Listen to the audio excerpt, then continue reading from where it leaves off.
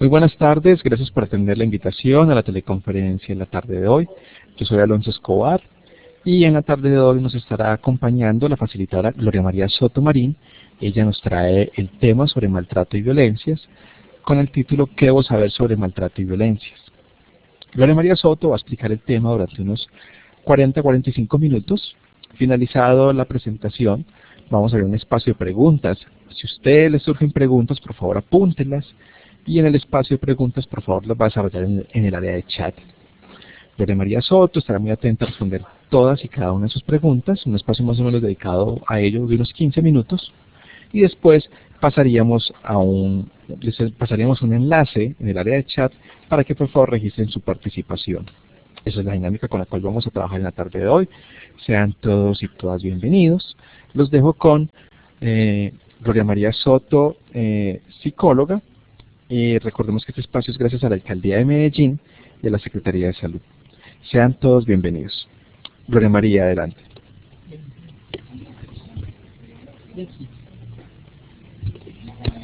Muy buenas tardes para todos. Vamos a dar inicio entonces a la presentación. Quiero decirles que voy a enmarcar como la presentación en varios temas. Primero el tema de maltrato y luego el tema de violencias. Voy a empezar también con algunas estadísticas que me parece importante que tengamos claras, que creo que no son diferentes a las que ya tenemos, pues en Antioquia no serían diferentes como las que tenemos en Medellín. Entonces, si tienen alguna duda, como les dijo Alonso, al final lo vamos a hacer. Estos son los números de casos de maltrato infantil por ciclo vital. Miremos las edades. Yo creo que es una problemática realmente grave de salud pública y en edades y rostros muy pequeños. No es distinto tampoco en el tema de violencias sexuales. La mayoría de la población que tenemos es población que está siendo vulnerada con edades muy pequeñas, de 0 a 5 años. Miren el número de casos que se han tenido desde el 2005 hasta el 2011, y si sumamos entre los de 0 a 5 y 6 a 11 años, pues vamos a ver también la cantidad. La mayor población está también, y hasta los de 17, pues obviamente todos son menores de edad, ¿cierto? Entonces vamos a ver la cantidad de casos y que realmente nos tienen que ver, y tienen que ver con el tema de atención, de protección y de judicialización. Y nosotros en el sector salud pues cumplimos un papel fundamental e importante en el manejo de todos los casos que tienen que ver con el manejo de la atención. ¿Qué tenemos que hacer? ¿Cómo lo hacemos? Notificamos. Porque hay una situación clara en el tema de violencias y en el tema de maltrato, y es la parte de la responsabilidad que están compartida en el tema de las medidas de protección, los procesos de judicialización, pero también la parte de atención. Estas entonces serían algunas de las clasificaciones que hicimos para poder enmarcar todo el tema de violencias y las determinantes en cada uno de ellos. Pues hablar del maltrato físico es un tema bastante evidente, pues es muy fácil a la hora de poder judicializar un proceso, pues porque los manejos que se hacen desde medicina legal y los soportes y los peritazos desde sexología pues nos dejarían una posibilidad muy amplia de poder determinar cuál fue el daño realmente que se hizo. Y el maltrato físico tiene que ver con todas esas acciones que son caracterizadas por el uso de la fuerza física, pero las manifestaciones que vemos de ese uso pues se pueden representar en muchísimas y variables formas. Unas de estas podrían ser heridas, quemaduras, moretones, fracturas, dislocaciones, cortes, pinchazos, pero creo que muchos más que ustedes pueden tener también registradas en los soportes de las historias clínicas. ¿Qué es realmente el maltrato psicológico? El maltrato es cualquier acción o omisión que provoque el daño psicológico o emocional que afecte la autoestima de la persona o que limite para contar con el apoyo de las demás. ¿Cuáles son las manifestaciones realmente del proceso de maltrato psicológicos? Son las desvalorizaciones que se le pueden hacer a las personas, son comparaciones, el manejo de la discriminación que se hace también, esos apodos que les ponemos a veces de migrantes a los hijos, las comparaciones que hacemos entre unos y otros también hacen parte de todo el maltrato psicológico. La falta de afecto, pero la sobreprotección, ni un lado ni el otro, cualquiera de los dos puede hacer también parte del maltrato psicológico, porque los dos a la hora de la verdad harían un proceso que afectaría la psiquis y la parte comportamental. deficiencias en esa transmisión de normas, tiene que ver con la ambivalencia que se tiene en que hoy digo una cosa y mañana digo otra, o que hoy soy permisivo con una situación que ayer no lo fui. Pues no habrá una posibilidad de ser congruente pues como con ese comportamiento, porque hoy se piensa de una forma y mañana se piensa de otra. La utilización que hacemos de los menores para la mediación de los conflictos entre padres también está catalogada dentro de la clasificación de los maltratos psicológicos. La parte del abuso sexual, que lo vamos a ver específicamente en el tema que tiene que ver con violencias, pero sin embargo vamos a adelantar que el abuso sexual obliga a las personas a tener contacto físico con un fin, y es obtener un placer. Y la mayoría de los victimarios, pues sus manifestaciones y lo que hacen en medio de del manejo que tienen las víctimas de ser vulneradas, utilizan la fuerza, amenazas, chantaje, intimidación, en fin. Y lo primordial en el tema del abuso sexual es que el victimario, lo primero que se le dice o lo que hace con la víctima es que guarde silencio frente a esos comportamientos, porque son un secreto entre los dos, y así encontramos la primera manifestación entonces sobre el abuso. Frente al abuso existen tipos, unos tipos que son con contacto, pero otros que son sin contacto. Sin contacto sería mostrar los genitales, obligar a desnudarse a los menores para fotografiarlos, para hacer gestos obscenos, para masturbarse delante de los niños y las niñas, para utilizarlos en pornografía, etc. ¿Por qué hacen estas dos grandes diferenciaciones? Se hacen estas dos grandes diferenciaciones porque cuando se confronta a un victimario frente al tema de violencia, dice: yo no lo toqué, no tuve nada que ver con él, yo no hice una penetración, yo no accedí carnalmente a él, etc. Pero cuando se le explica que hay unos procesos que son con contacto y otros sin contacto, entienden que eso es un abuso, porque muchas veces los victimarios ni siquiera tienen conciencia de que es un proceso de abuso.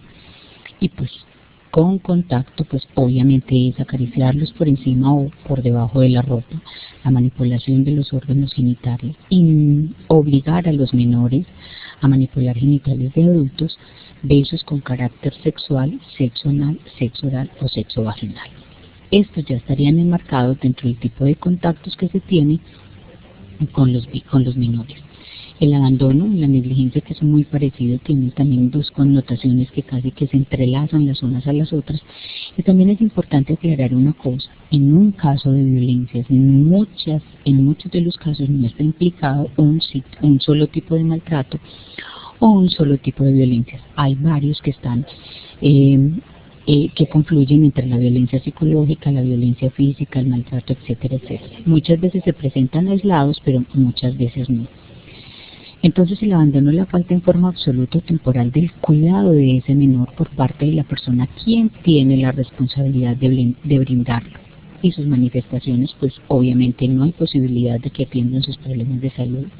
Dejar sustancias peligrosas, y la mayoría de los accidentes que encontramos reportados con menores de edad son personas descuidadas que dejan sustancias peligrosas al alcance de los niños, y eso hace, pues ellos no tienen la capacidad ni la lectura tampoco para leer o decir que sustancia que tienen al lado es peligrosa o no.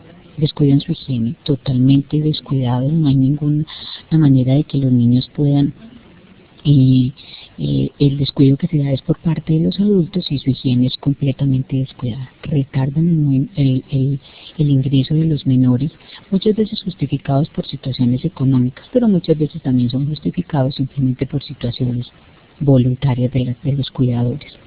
Descuidos en su alimentación, pero también hay muchas circunstancias que por el desplazamiento forzado los niños pasan por procesos de abandono, y su manejo entonces quedaría enmarcado dentro de ese.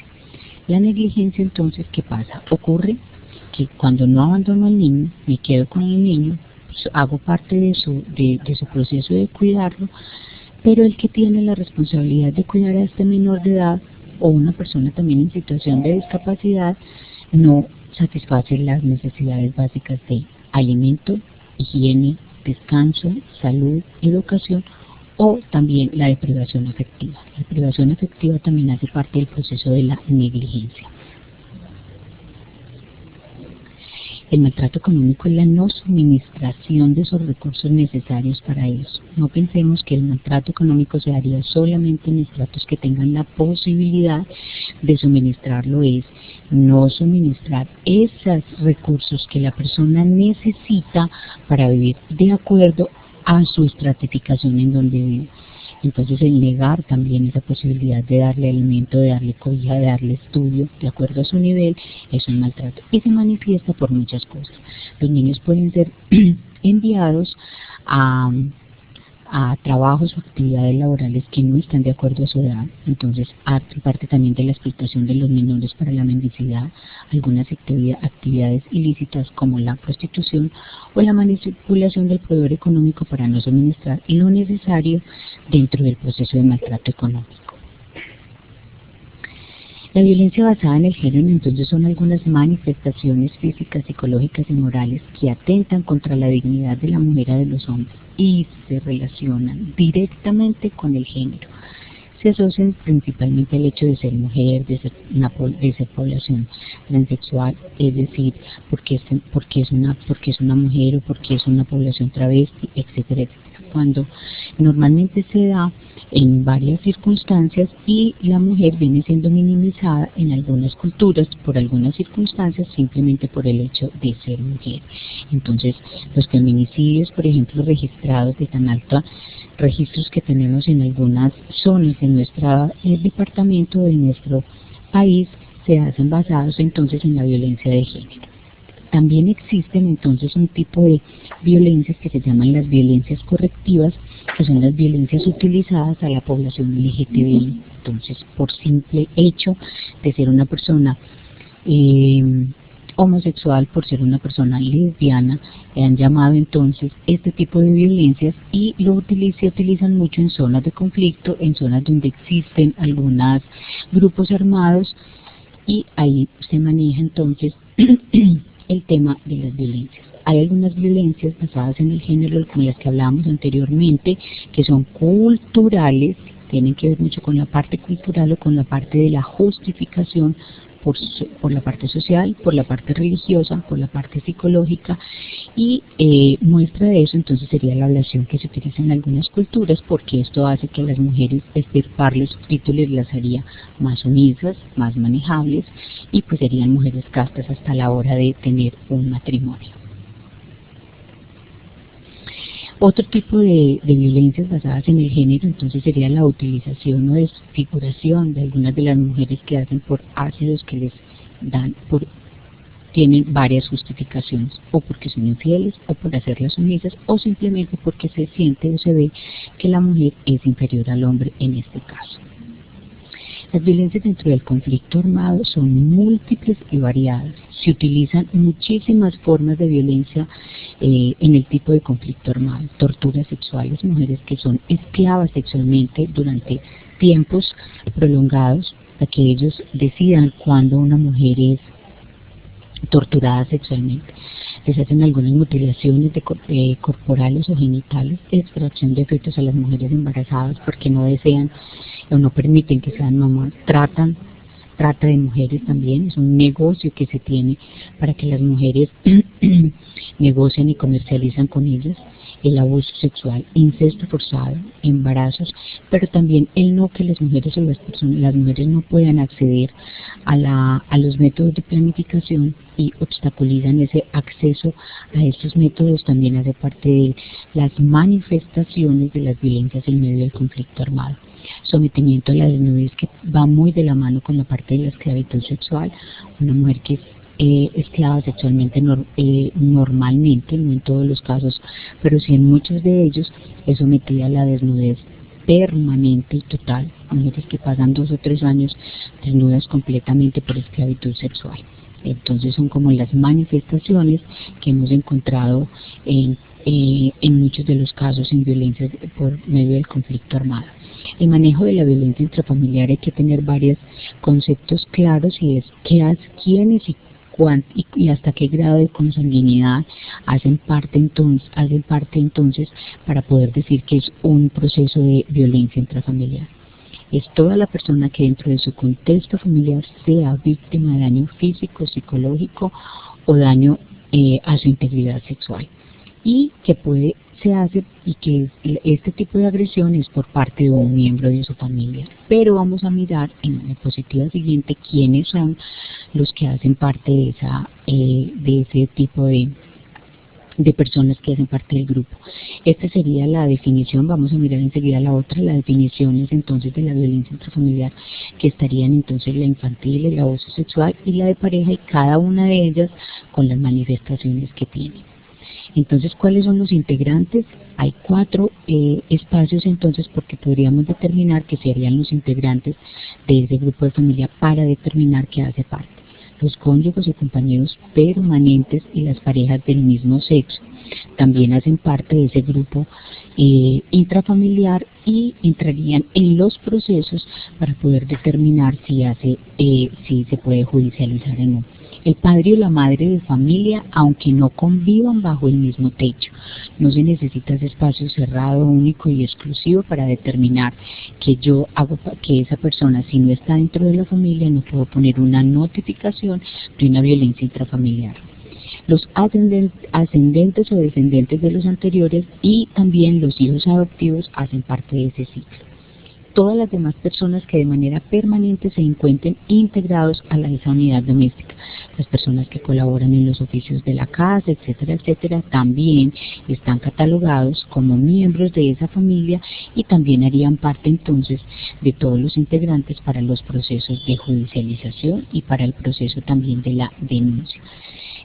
Y dentro de ese marco grande que les decía entonces de los miembros de la familia, ¿quién puede solicitar una protección para un niño, una niña o un adolescente? Pueden solicitarlo muchas personas. El menor o la menor o el adolescente personal también puede pedir ayuda a las autoridades competentes en el momento de una notificación para un maltrato. El representante legal, quien tenga la custodia de ese niño o de esa niña como efectos de representante legal, puede entonces también pedir una medida de protección. Las personas que tengan bajo custodia de los menores, a veces no son sus padres, son terceros, y ellos también pueden pedirlo.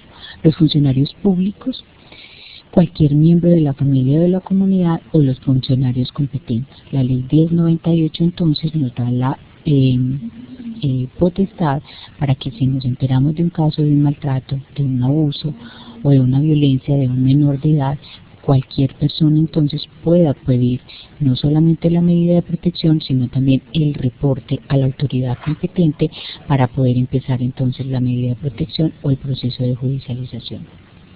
¿Ante quién se solicita entonces una medida de protección o ante quién se puede hacer una notificación en un caso de maltrato o de abuso? A un defensor, a un comisario de familia o el inspector, excepcionalmente. Excepcionalmente, porque dependiendo del lugar donde se esté, porque las competencias en los procesos de judicialización van de acuerdo a las personas que existen. Si hay un comisario, entonces no se haría ante un comisario, sino al inspector.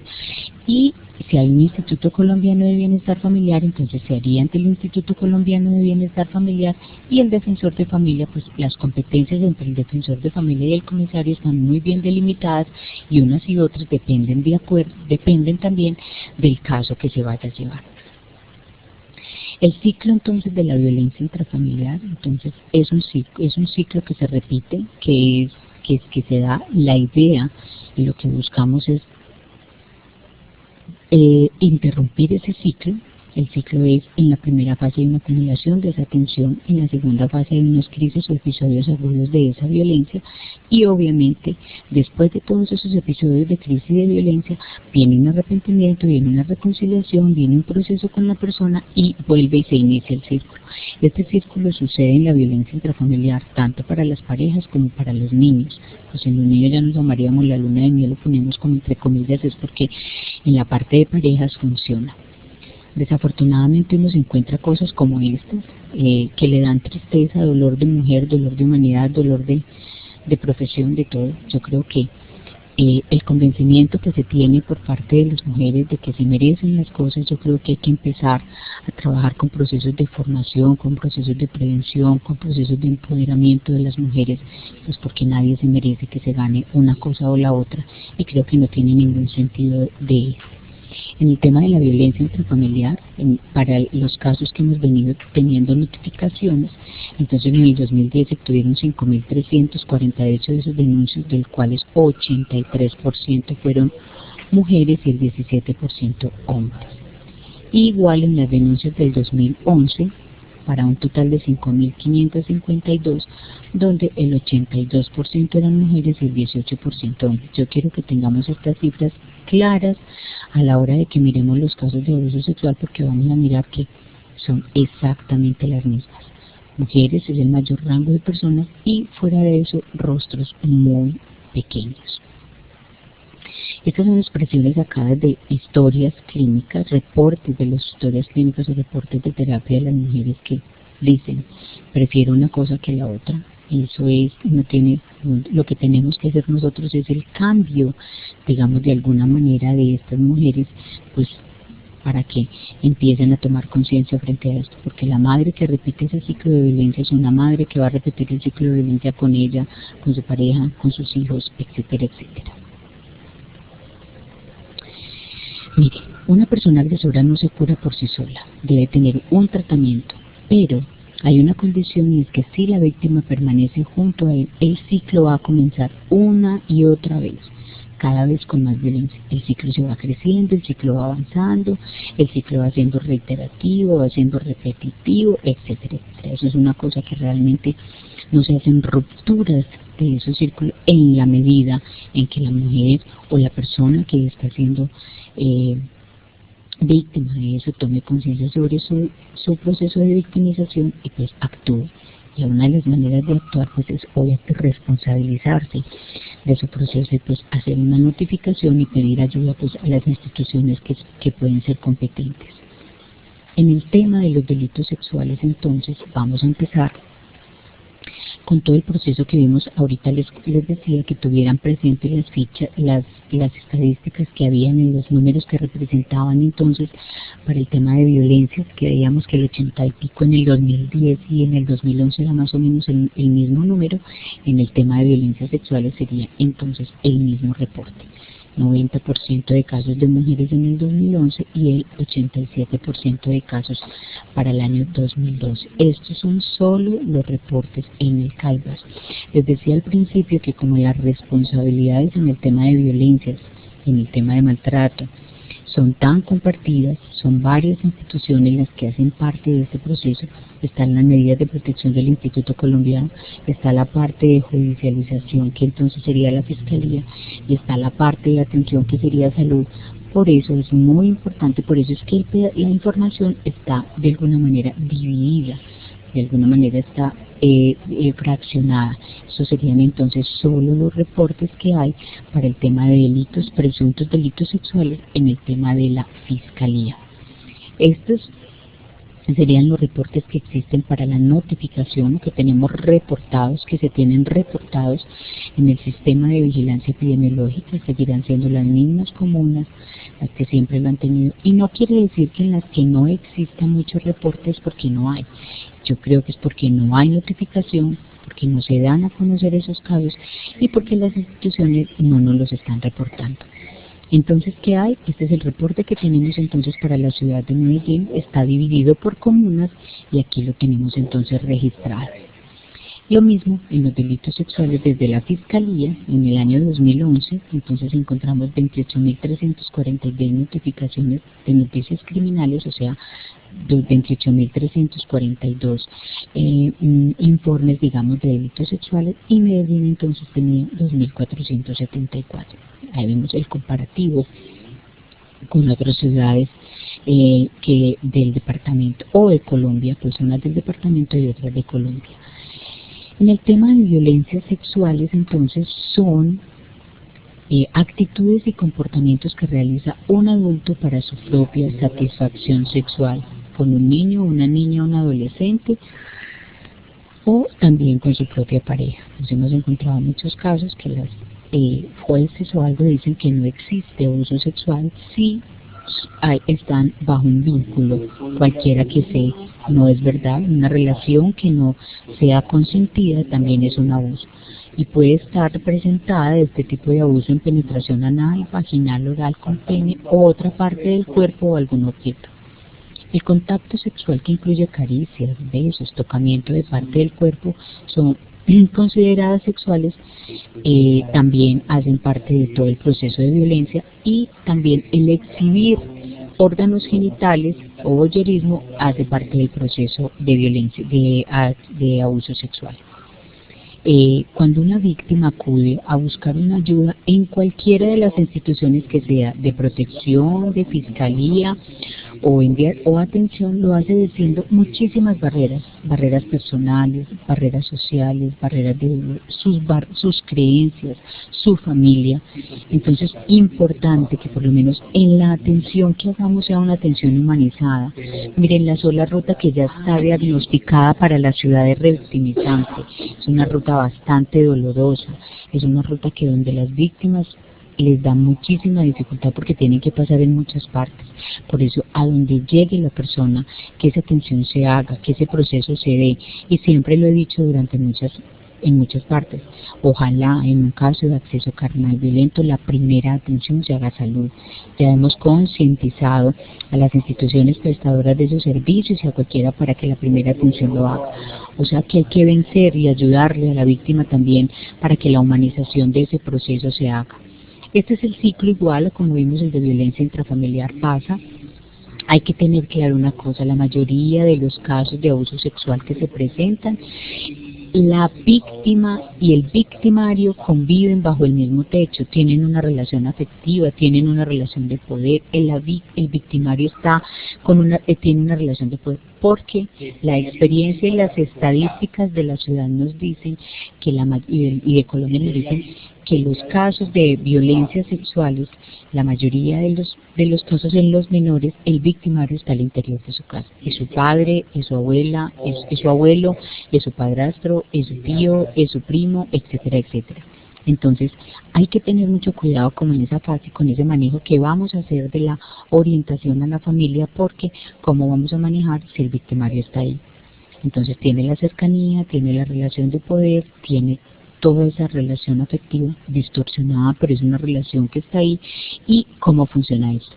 El doctor Lambert habla y dice que cuando un menor o una menor es capaz de expresar y de decir que ha sido abusada es porque mínimo han pasado 2 años anteriores a ese episodio. Entonces no es tan fácil el manejo que se haga, porque cuando lo hacemos está ahí, al interior de su casa, está cerquita. Entonces todas estas fases que se dan son muy difíciles a veces de identificar. Existe una fase de seducción, existe una fase de interacción sexual abusiva, es muy repetitiva, es de mucho tiempo. Existe también la fase del secreto, porque se le dice al menor que lo guarde, que es pecado, que no se puede hablar de eso, que si hablan de eso él se va a ir para la cárcel, que no quieren, que no lo van a volver a ver, etcétera. Cuando pasa ya a la fase de divulgación, hay una fase represiva y vuelve nuevamente el ciclo. El ciclo vuelve y se repite. Recordemos que los casos que cuando hacemos una notificación de un caso de delitos sexuales y hacemos un reporte a la fiscalía, eso inicia un proceso de judicialización. Y por eso es tan importante que los casos de delitos sexuales se reporten tanto a la Fiscalía en menores como al Instituto Colombiano de Bienestar Familiar. Los derechos de los niños y las niñas, qué derechos tienen y cuáles son los derechos que ellos tienen. Tienen derechos a tener derechos sin ser discriminados, a gozar todos de una seguridad social. Si no la tienen, entonces pasaríamos a una tipo de violencia por negligencia, a tener un nombre y una nacionalidad, a disfrutar de una alimentación, vivienda, recreación y servicios médicos adecuados, a recibir atención y cuidados especiales. Y por eso la norma que tenemos dice que todos hacemos parte de las medidas de protección de los menores, y por eso es fundamental la identificación de estos casos. El amor a la familia, a la educación, a recibir los primeros y a ser los primeros en recibir atención en situaciones de emergencia, al buen trato y a la protección contra todo tipo de discriminación. Existen algunos indicadores, más no determinantes. Vamos a mirar cuáles podrían ser unos determinantes en un caso de violencia sexual. Indicadores físicos, entonces dificultad para caminar o sentarse, dolor, hinchazón o picazón en la zona genital, dolor al eliminar, dolor rectal o vaginal, infecciones de transmisión sexual son un determinante de un abuso sexual en un menor. Ningún menor que tenga una infección de transmisión sexual podemos presumir que se lo ganó en un lavamanos. Es un niño que está siendo abusado sexualmente. Con los otros hay que hacer tanto cuanto una valoración médica, una valoración sexológica, una valoración psicológica para poder determinar si eso es un indicador frente a eso. Unas contusiones o laceraciones de sangrados, hematomas, distorsiones o atenuaciones de luz, alteraciones rectales, anales y las masturbaciones compulsivas. Tendríamos que descartar en una masturbación compulsiva si un niño está siendo avanzado sexualmente o está viendo pornografía o ha sido accedido carnalmente. Es importante hacer esa valoración porque no podemos determinar una cosa como la otra, a diferencia de un proceso de una infección de transmisión sexual, que ese sí es un determinante de que existe un abuso sexual en un menor. Cuando los niños se retroceden en su comportamiento, su control de esfínteres, tanto anales como vaginales, es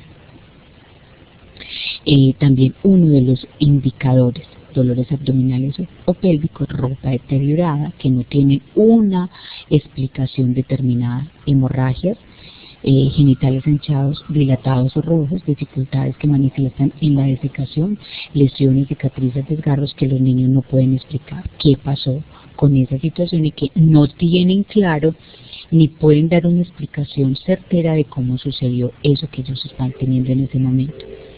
Hay algunos indicadores de comportamiento, existen miedos y fobias repentinas a los adultos, a quedarse con el adulto, a compartir con esa persona. Todas esas cosas también pueden ser un indicador del comportamiento de un abuso. Cambios repentinos en la conducta, niños que alteran su respuesta sexual en el colegio, que alteran su respuesta sexual, su respuesta educativa, cambios totales en su conducta, se vuelven agresivos, se vuelven dominantes, se vuelven retraídos, etc. Cambios en el rendimiento escolar, fugas en el hogar. La mayoría de los niños que tenemos en calle o de calle son niños que vienen siendo abusados, expulsados por su familia, respecto a un proceso de violencia o de maltrato. Conductas autodestructivas, excesiva curiosidad sexual, que también hay que determinar que no sean abusados, sino de pronto están viendo pornografía. Juegos sexuales inapropiados para la edad de los menores, que sienten que hacen preguntas, hacen palabras, dicen palabras que son producto como de un encuentro sexual, que también hay que tenerles cuidado. Aparecen asustados y fóbicos frente a los adultos. Los dibujos que hacen son distorsionados de acuerdo a la figura humana, que también deben ser analizados por una persona experta, una persona que sepa, una persona que tenga claro y que maneje bien las pruebas proyectivas de la figura humana. También hay unos cambios notorios en su personalidad, depresiones, iras, hostilidad, agresión, como que si uno dijera cambiaron de un momento a otro en un momento determinado y ya no se comportan tal cual. Desconfianza extrema, quedarse con nadie y obviamente pues llantos frecuentes que uno no puede identificar por qué les están pasando. Algunos factores familiares que pueden facilitar o no es la dificultad para expresar sus sentimientos, mensajes poco claros e inconscientes a la hora de dar normas y de dar leyes, que hablábamos también en la parte del maltrato, dificultad para escuchar a los menores no tienen validez, no tienen fuerza, no pueden dar opiniones, no pueden decidir. Distancia emocional total, o sea, no tienen ningún tipo de contacto con los menores. Tendencia a mantener secretos, casi que las familias que no pueden hablar de ciertos temas, que todo es prohibido. Dificultad para resolver algunos problemas. Padres o cuidadores con antecedentes de maltrato también perpetúan de alguna manera ese círculo en las familias. Crisis familiares por necesidades básicas insatisfechas. Mucho cuidado con el tema de abusos de drogas o enfermedades mentales o trastornos emocionales en la familia, porque son uno de los grandes factores que influyen en las familias para que los niños puedan ser abusados por las personas consumidoras. Características del abusador: el victimario se gana la confianza del menor, no es una persona extraña, no es una persona lejana, no es de la calle, no apareció, está ahí al interior de su casa. Él inicia con manifestaciones juguetonas o ambiguas. Al comienzo el menor no desconfía del adulto, obviamente empieza a ganarse su confianza y luego empieza toda esa fase que mostrábamos ahorita de la seducción para ganarse al menor. Utiliza engaños, amenazas, incluso de muerte muchas veces. La relación no es solo sexual o agresiva, también hay un vínculo, lo que les decía ahorita. Esas son características que tienen los abusadores. El niño o la niña quiere a la victimario, es una persona que tiene un vínculo con ella. Utiliza la agresividad y la violencia y se muestra dulce, inocente y abnegado, pero para poder ganarse a ese menor, para poderlo tener cerquita y poder abusar más fácil de él. Tiende a la expansión, al desprecio por el entorno social, es una persona poco sociable, que poco se relaciona, que poco comparte con otros, le da dificultad de relacionarse con personas de su misma edad, se relaciona muy fácil con personas más pequeñas y por eso la predilección a las relaciones sexuales es con los menores. Y obteniendo placer sexual al interactuar con niños o con niñas, porque la dificultad que tiene de relacionarse con los adultos es bastante alta. Desean continuar, tienen una relación de poder, su comportamiento es temerario y amenazante, filman o fotografían algunas veces a los menores, les dan regalos o dinero, abusan muchas veces de alcohol o de sustancias, no necesariamente, pero muchas veces. Aparentes son personas muy moralistas, frágiles, religiosas, como muy dogmáticas, como muy aparentan como de alguna manera una doble moral, lo que hablamos nosotros como en nuestro lenguaje coloquial. Se muestran sumisos, tiernos, simpáticos y con deseos de proteger a los menores, pero después, en esa medida de quererlos proteger, también abusan de ellos, o sea, se vuelven sumisos, tiernos y eso, pero es como para poderlos acorralar. Generalmente es una persona solitaria, el victimario no es una persona muy sociable, es una persona muy solitaria y su relación sexual casi nunca es con adultos. ¿Qué debemos enseñarles a los menores también en ese proceso de autocuidado? Es aprender que el abuso sexual y qué se debe hacer si le pasa. Es enseñarles a los niños a hablar de ese tema, ayudarlos en las asesorías que uno les da, o cuando recibe grupos, o cuando hace campañas de prevención y promoción, o cuando hace campañas de procesos de atención, tener claro que se les informa, que aprendan a valorar y a respetar ese cuerpo y a hablar de esos temas y que esos temas no son privados. A conocer y ejercer los derechos que se tienen, a valorar y cuidar el cuerpo, a comprender que el cuerpo les pertenece a ellos y no al victimario, a diferenciarles entre los contactos adecuados e inadecuados, qué contactos son adecuados, qué contactos no son inadecuados, así sean por encima de la ropa.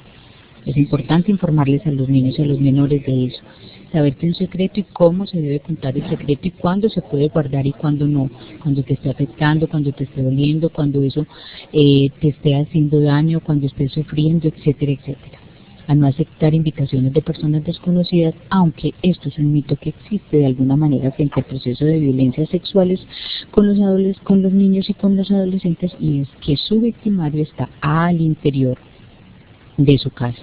Es una persona que no es desconocida. En las personas mayores o en las mujeres o en los adultos, sí, muchas veces, la mayoría de los casos, el victimario sí es una persona desconocida. A buscar ayuda y a prestarles atención en el momento que lo necesiten. ¿Qué debemos hacer nosotros? Entonces, la experiencia de abuso sexual para un niño y una niña es una vivencia altamente compleja y dañina. El niño o la niña no es responsable. Es importantísimo dejarle claro, porque la víctima se cree víctima y se cree que merecedora de todo eso que le pasó. Él no es responsable de eso, el responsable es su victimario. Y es dejarles a ellos y bajarles esos niveles de ansiedad tan grandes que tienen con unos primeros auxilios psicológicos adecuados que no necesariamente lo hacen los psicólogos. Toda persona que maneje el tema, que te maneje el tema de salud sexual y reproductiva, hagan una contención para bajarles ese miedo y ese temor que tienen frente a las dudas de que ellos son los responsables de todo eso que les está pasando. Es muy difícil que un niño o una niña mienta al respecto de un abuso. Hay que creerles a los niños frente a ese proceso, porque ellos no dicen una mentira, a no ser que ya estén más más grandes, procesos de juventud o de adolescentes. Ya hay que mirar cómo se hace sin empezar a generar dudas de que lo que está diciendo o no está diciendo es verdad o no es verdad. Todo niño necesita la protección de los adultos y todos somos responsables de esa seguridad. Buscar ayuda en las instituciones que los necesiten y saber cuáles son las instituciones que tengo alrededor para poder buscar las medidas de protección y hacer la notificación. Recomendaciones fundamentales es creerle a la víctima de lo que está hablando. A veces pensamos que los menores no dicen la verdad, que eso es mentira. Las madres tienen esos vínculos muy entrelazados entre ser padre, entre ser madre y ser pareja. Hay que creerles. Los niños menores de 3 años es muy difícil el manejo porque el límite de palabras que tienen son menores, no expresan las cosas como los adultos. Entonces la medida de protección que hacemos nosotros es informar inmediatamente a las instituciones para que les puedan prestar ese servicio. Asegurarse que la víctima no no siga sufriendo lesiones, detener la violencia y evitar. ¿Y cómo lo hacemos? Cuando hacemos un reporte, cuando hacemos una notificación, cuando buscamos una medida de protección. Atenderlos, manejar, hacer la parte de atención en salud, acompañar a la víctima sin hablar de la agresión es importante porque yo no tengo que conocer cómo fue, de qué manera sucedió, cuánto fue, eso le corresponde única y exclusivamente al sector judicial, y garantizar que la víctima no sea presionada para retractar. Es importante que hagamos todo el proceso de acompañamiento con los menores para ayudarlos en este proceso de notificación. Recordemos que el proceso que se inicia cuando se hace una notificación puede ser largo y vamos a tener que seguir viendo con esta persona durante mucho tiempo. Y el sector salud o la persona donde llegó, la primera institución, lo que tiene que hacer es el reporte a las autoridades competentes del caso, o si es en salud, pues al CIVIGILA, para que lo tenga claro. Estas serían las rutas que se crearon para la ciudad y es importante tener claro 2 cosas, que es un caso inmediato y que es un caso de sospecha. Un caso inmediato de violencias sexuales es un caso que no ha pasado 72 horas de esa exposición a esa violencia sexual. ¿Por qué? Porque tenemos posibilidad de enviarlo a urgencias, de prehacer la atención en salud, hacer entonces todo el proceso de profilaxis, iniciar profilaxis para ITS, profilaxis para VIH, y por eso es importante que antes de esas 72 horas podamos remitir el caso a urgencias y a prestarle la atención. Pero un caso de sospecha ya sería entonces un caso que nos pasaron esas 72 horas y ahorita vamos a mirar cuál es. Entonces aquí decimos, informar a cuáles autoridades, en salud qué hay que hacer, atención en urgencias, activar el protocolo. Resolución 459 del 2012, es un trabajo que estamos haciendo en toda la ciudad de Medellín, capacitando a todos los prestadores de servicios de salud en este tema para que activen el protocolo en el momento en que la víctima llegue a urgencias y no hayan pasado 72 horas.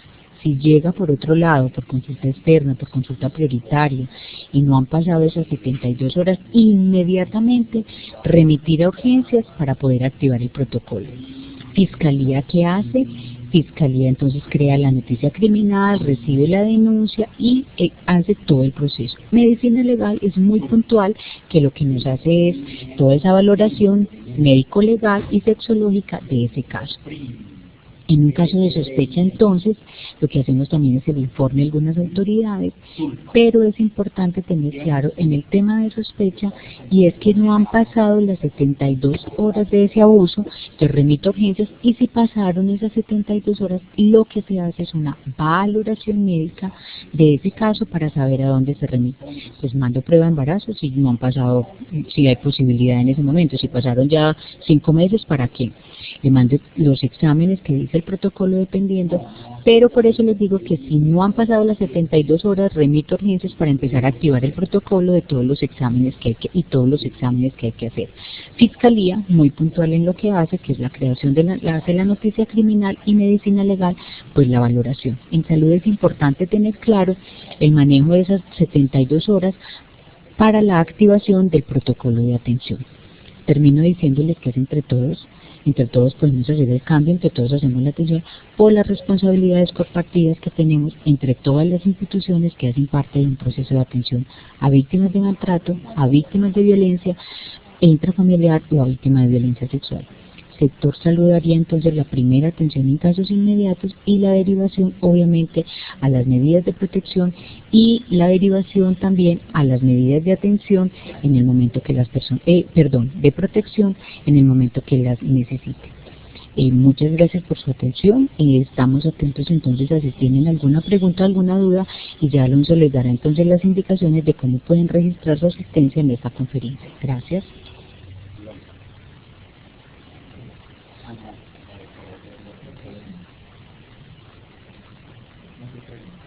Ujú. ¿Tienen alguna pregunta, algún comentario, alguna observación? Estamos.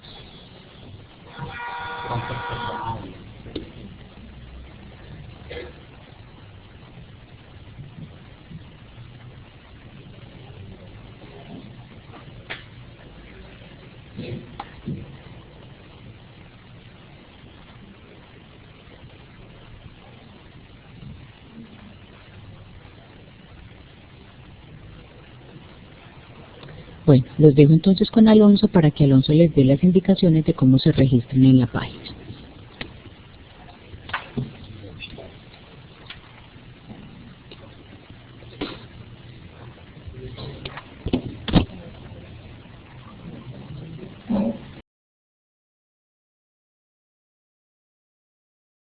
Bueno, acá hay una pregunta que dicen que si la víctima llega un fin de semana donde no hay una atención del Instituto Colombiano de Bienestar Familiar o Comisaría de Familia, ¿qué hacemos?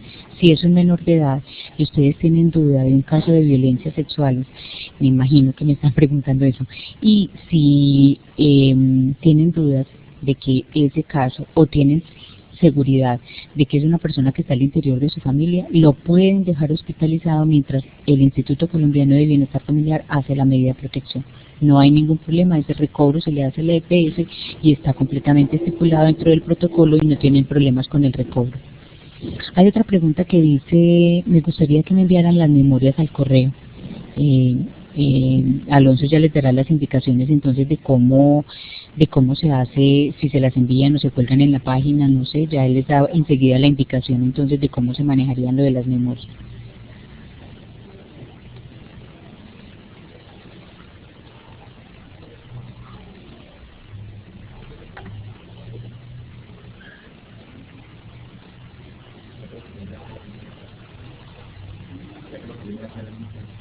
Alonso les acaba de poner entonces el enlace de la asistencia para que todos se puedan ingresar y registrarse.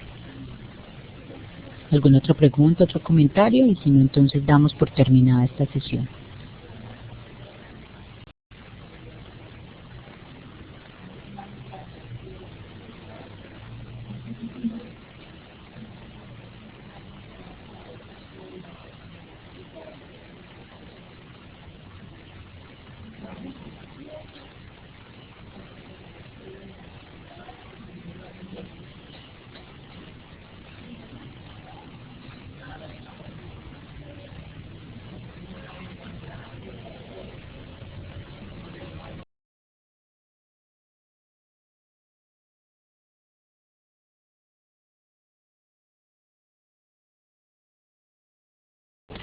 Bueno, acá hay otra pregunta que dice que si las evidencias de un evento de violencia sexual se pueden entregar a la Policía Judicial sin nota criminal, necesitaríamos que se entreguen, pero necesitamos que la persona si vaya a poner la denuncia para poder tener el número del SPOA, pues porque yo tengo que mandar unos elementos probatorios de esa para que activen activar cadena de custodia, pero necesito el número del SPOA para saber de qué casos son esos elementos probatorios. Si yo no tengo un número de SPOA, es muy difícil saber de quién es ese caso, porque hay una cosa y es que los menores de edad, el reporte lo tenemos que hacer nosotros, tanto a la Fiscalía como al Instituto Colombiano de Bienestar Familiar, en casos de abuso en menores, pero los adultos, ellos toman la decisión si ponen o no la denuncia. Entonces, si es un menor de edad, nos correspondería a nosotros hacer el doble reporte. Y con ese número de SPOA que nos dan, nosotros entonces enviaríamos los elementos probatorios de esas pruebas que tomamos.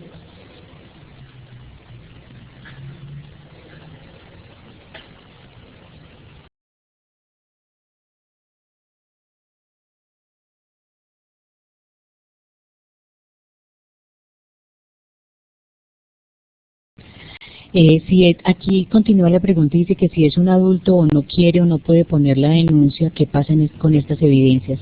Si la persona no quiere poner la denuncia, no, no se guardarían, pues para que se van a guardar unos elementos probatorios de una persona que no quiere poner notificación, aunque yo no sé explícitamente cuál es el tiempo que determina medicina legal. En la página del Instituto de Medicina Legal estaría estipulado qué pasa con uno o no de los elementos probatorios, si se guardan y por cuánto tiempo.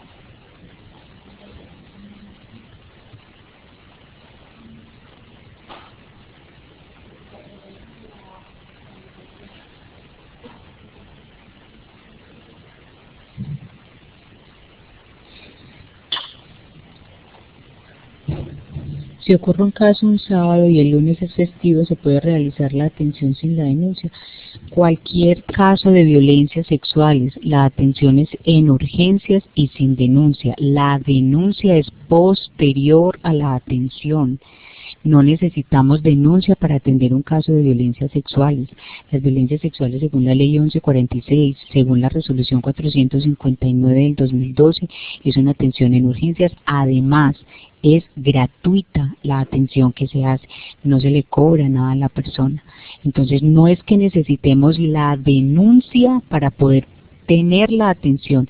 Necesitamos la denuncia, es para tener un número del SPOA, que es el que nos dan en la Fiscalía, para entregar los elementos probatorios, no para la atención. Espero que eso les quede claro. Es importante tener esa gran diferenciación.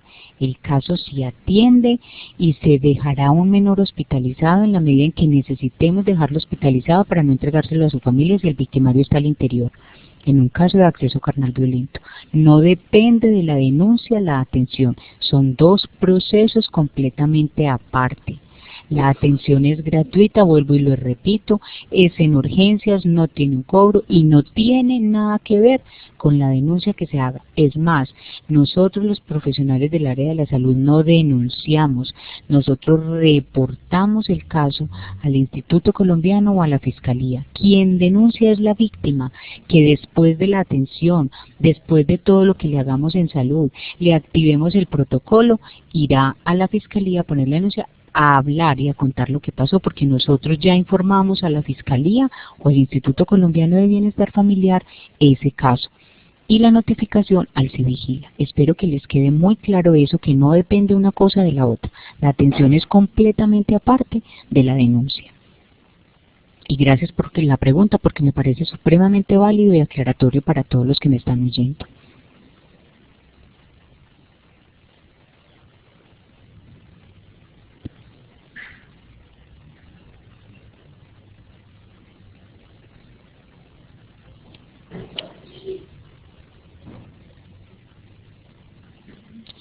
¿Quién suministra? Me preguntan aquí que los biológicos del kit de VIH, me imagino que es todo los manejos de los antirretrovirales, los suministra el lugar de urgencias que atienda la víctima de violencias sexuales y se entrega por 28 días a la paciente y ese recobro se le hace a la EPS, está dentro del protocolo y así se hace.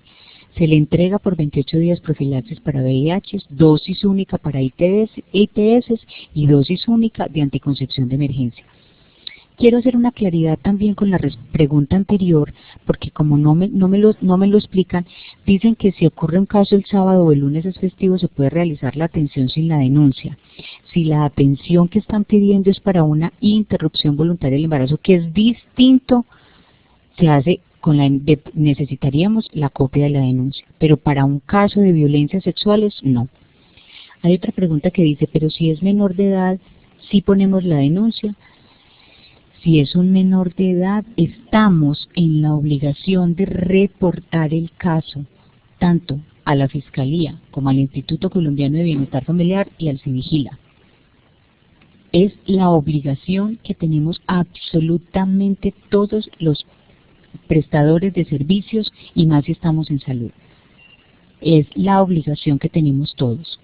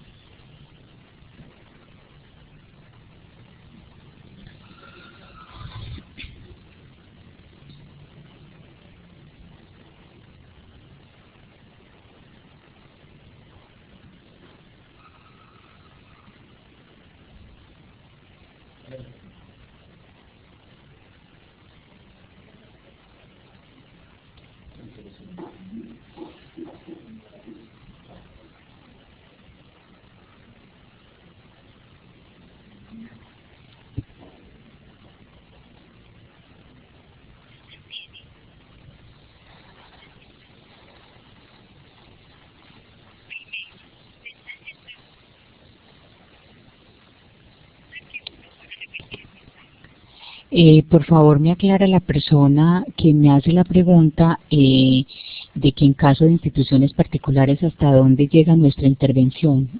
¿A qué se refiere con lo de la intervención y como en qué caso? No me queda claro.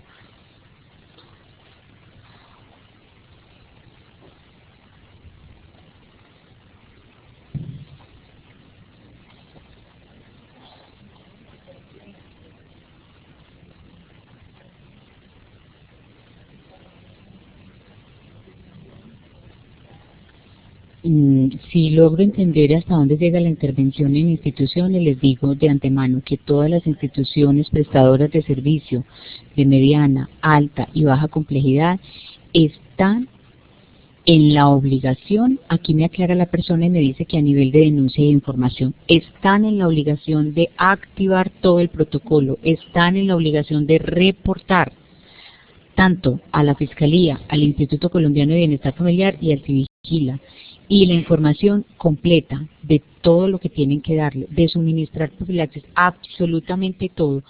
No los exonera la responsabilidad del manejo de atención a víctimas si son públicas, privadas, confesionales, religiosas, de ninguna. Tienen la obligación de hacer absolutamente el reporte al Civigila y el reporte al Instituto Colombiano de Bienestar Familiar, a la Fiscalía, y de suministrar la anticoncepción, de suministrar la profilaxis, etcétera, etcétera. Absolutamente toda la responsabilidad.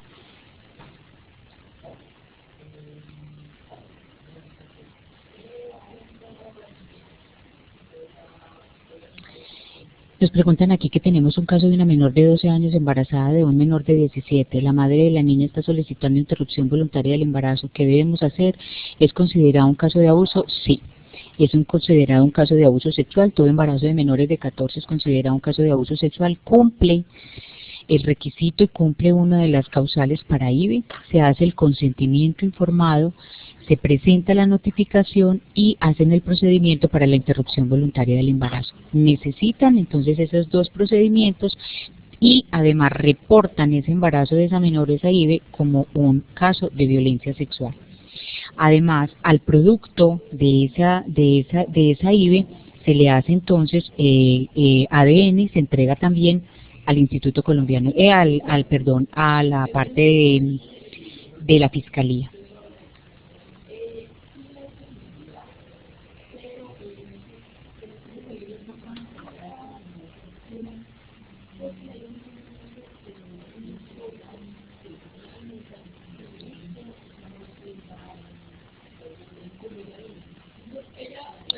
Una duda: cuando la víctima no desea denunciar violencia sexual según medicina legal, no reciben las evidencias y la noticia criminal. ¿Qué se hace al respecto?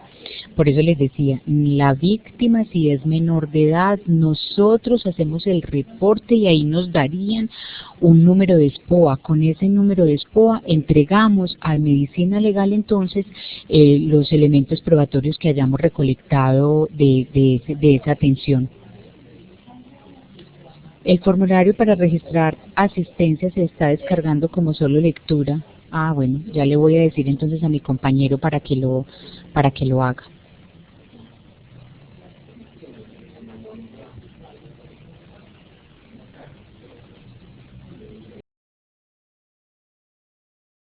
Que por qué se hace prueba de ADN, porque el protocolo de atención a víctimas el protocolo de atención a víctimas de violencias sexuales dice que se hace prueba de ADN al producto, se entrega en cadena de custodia y además la menor o la mujer, después de una interrupción voluntaria del embarazo, se sale también con un método de planificación de alta adherencia. Hacen otra pregunta y dice que una paciente de 12 años embarazada de uno de 16 años, no me queda claro si se reporta como violencia sexual o abuso sexual. Recordemos que las notificaciones de todo el tema de violencias se hace ya con el código 875.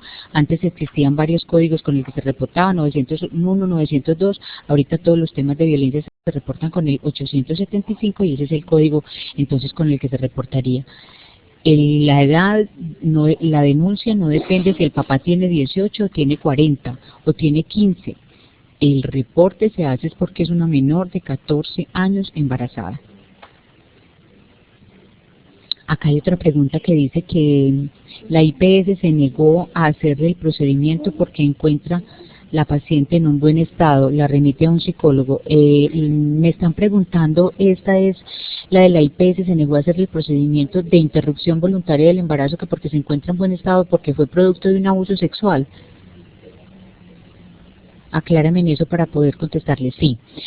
No se puede negar, la IPS no se puede negar, la IPS no se puede declarar objetora para hacer la interrupción voluntaria del embarazo. Es un derecho que las mujeres tienen dentro de las sentencias de 355 y una de las causales por las cuales Colombia despenalizó, o la Corte Suprema despenalizó el aborto es en la violencia, en los delitos sexuales, y si ese embarazo fue producto de un abuso sexual, tiene derecho a hacer la interrupción voluntaria del embarazo, máxime que se considera también por nuestra normatividad que todo embarazo de una menor de 14 años es un abuso sexual. Me preguntan entonces aquí también que se supone que en los casos de adultos que no quieran denunciar se les realiza la denuncia de oficio. Esos son los parámetros de la policía judicial, ¿es así o no? Lo que hacemos entonces con los reportes que hacemos es el reporte entonces él se vigila y ya la persona toma la decisión o no de hacer la denuncia ante la fiscalía. No es un proceso que nos corresponda a nosotros, salud.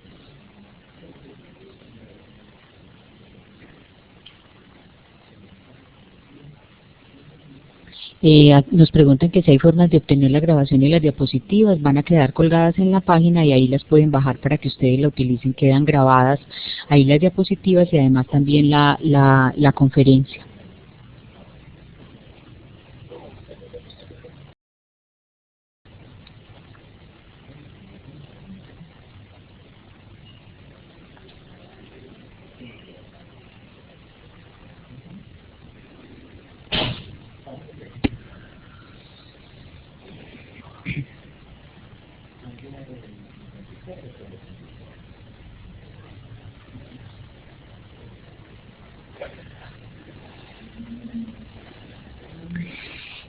Hay otra pregunta y dice que el ginecólogo dice que no fue un abuso sexual porque no fue obligada, aún existiendo la denuncia por parte de la madre ante comisaría de familia.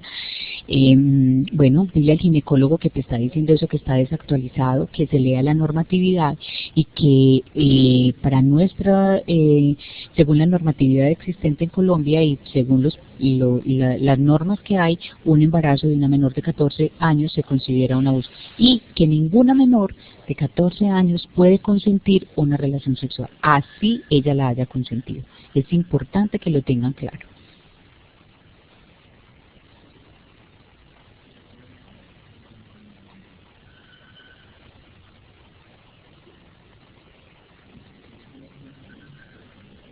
Bueno, les quiero informar a todos también que tenemos una línea de asesoría para la interrupción voluntaria del embarazo para el personal salud, solo para el personal salud, no lo den a la comunidad. Si tienen dudas se los voy a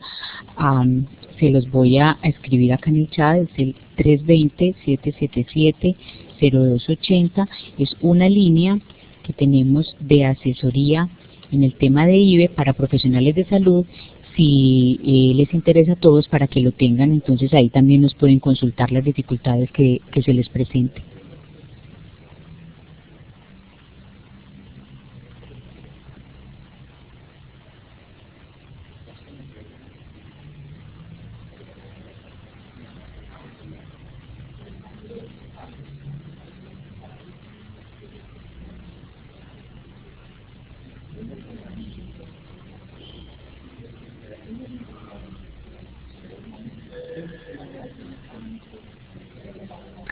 320, les voy a repetir nuevamente, aunque ya se los escribí ahí en el chat, pero el teléfono, se lo repito de nuevo, que me piden que por favor se lo repita, es 320-777-0280, es la línea de interrupción voluntaria del embarazo para profesionales de la salud.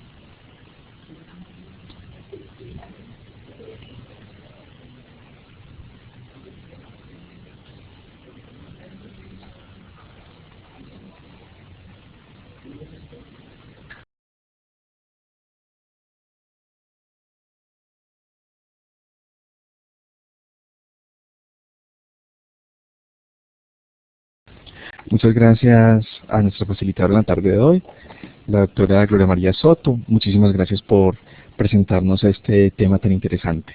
A todos los invito a que registren su participación en el enlace que acabo de colocar en el área de chat. Si hacen clic en el enlace, los podrá llevar a un formulario. Si no los lleva a un formulario, por favor, copie y pegue el enlace en su navegador. Después de que registre su participación, los invito a que abandonen la sala, o si quieren se quedan, vamos a tener hay que abandonar la sala porque ahorita tenemos una teleconferencia a las 6:30. Si quieren participar de esa teleconferencia a las 6:30, que es sobre comunicación en la adolescencia, también lo pueden hacer, están todos cordialmente invitados, pero necesito que abandonen la sala y luego vuelvan a ingresar. Muchas gracias por participar y tengan todos una feliz tarde.